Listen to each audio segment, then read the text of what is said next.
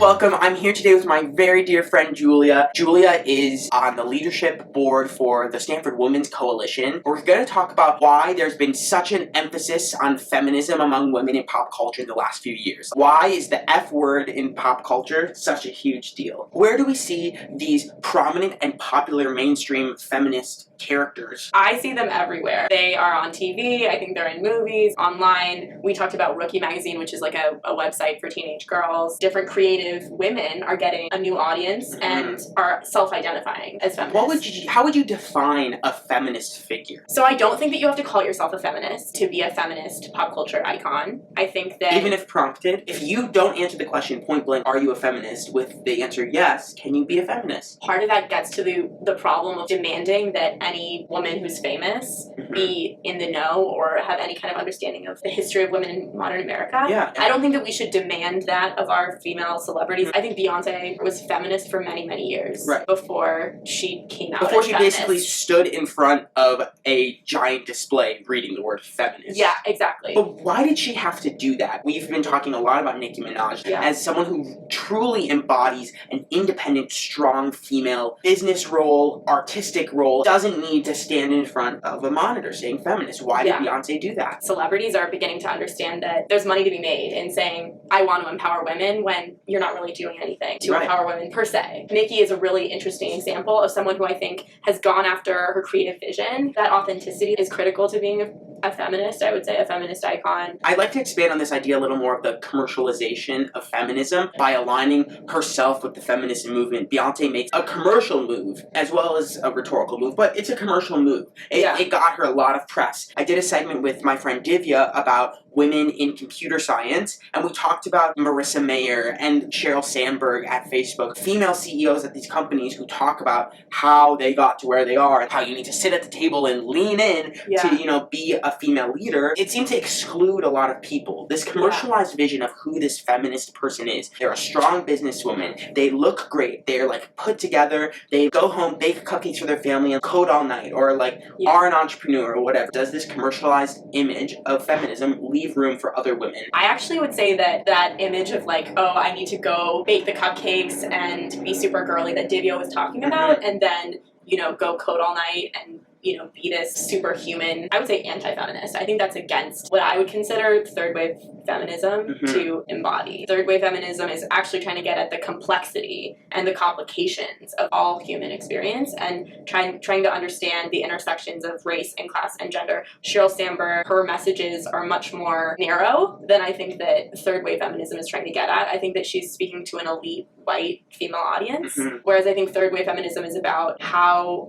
access to contraception and the wage gap, how that affects every woman. Expanding on this idea of like the rich white women's movement, and a figure that may to some seem like the polar opposite of Sheryl Sandberg is Lena Dunham. What does Girls bring to the table that is a really positive contribution to feminist pop culture, and where might it be excluding a lot of groups of women? You're basically nailing it on the head. Girls is so incredibly revolutionary, and everyone, when it first came out, was so excited because this 24-year-old woman had made this series about her life. She said, I don't see any images of me in the world, I'm gonna go make it. That's very feminist, but I think that she, unfortunately, has become very, very narrow in her depictions. She says that the 4 different characters are different versions of herself. As a result, it's come to basically embody what we were talking about, which is elite, privileged white women and kind of like white girl problems. Lena Dunham says, my work is feminism. She calls it an activist work, claiming your art to be activist and then showing a New York that's totally white,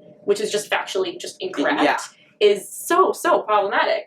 That's just not the way New York is. I would like to switch gears a little bit and talk a little bit about sexuality and feminism in pop culture.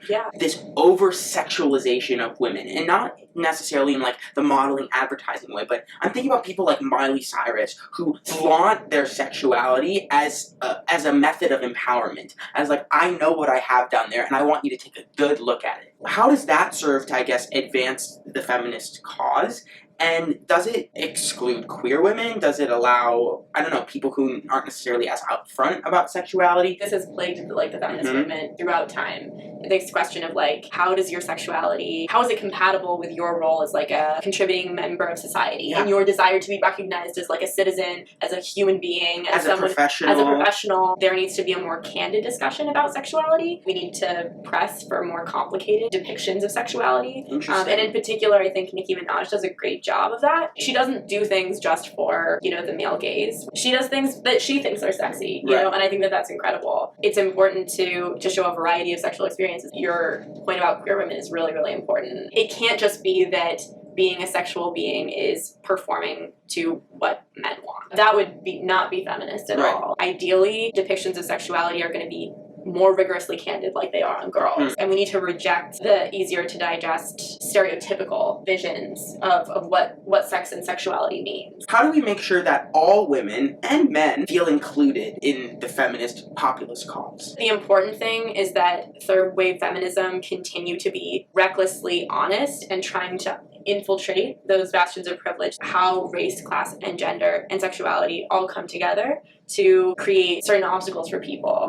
And they create very complicated profiles of women. We're talking about advancing the feminist cause and creating equality for women. It almost makes women sound like one species. By catering to like this woman, you're catering to women in general. And that seems to be specifically what this you say the third wave of feminism seems to be combating, is making sure that in the media there are female roles that are complicated and unique and like troubled and multifaceted. Exactly. And represent the profile of individuals, not necessarily of a female. Yeah, I think women want the right to be complicated in depictions of women and then in their own lives too. They want pop culture to reflect the complexity that they live in, which is actually, I think, so cool. What we really want to get to is trying to make sure that there's a space for every voice and every path. A friend told me the other day this comment that really struck me. Women in classes, when they're asking questions at Stanford, at any school, way more often than men preface their question with, sorry, but I have this question, blah, blah, blah, blah, blah, as if they have to like apologize for not understanding. It's little things like that that I think all people, men and women, fail to recognize as like manifestations of inequality. It's not just the most overt things like women not getting paid as much, but it's tiny things like that where like women in classrooms don't feel equal, like women of color in situations with white women like don't feel as comfortable, and it's like an ongoing process that is not just simple policy measures, but a complete overhaul of a lot of societal custom. It's a part of our interpersonal relationships in ways that are really insidious. It's really subtle things that happen. And then also I think that like the discussions about masculinity are so interesting. We now need to make space for men to be way, way, way more complicated. There's a documentary coming out, The Mask I Live In. It's all about how like young men and little boys in particular are told that it's not okay to be emotional, it's not okay to have good friends, and I think that is something that really needs to change. I think that that's an issue of feminism. We need to talk about the fact that we tell boys that there's only one way to be a man. It makes everybody worse off. I think it creates these issues around consent, sexual assault, in a lot of ways. So, would it be fair to expand our definition of feminism from people who believe in equal treatment of women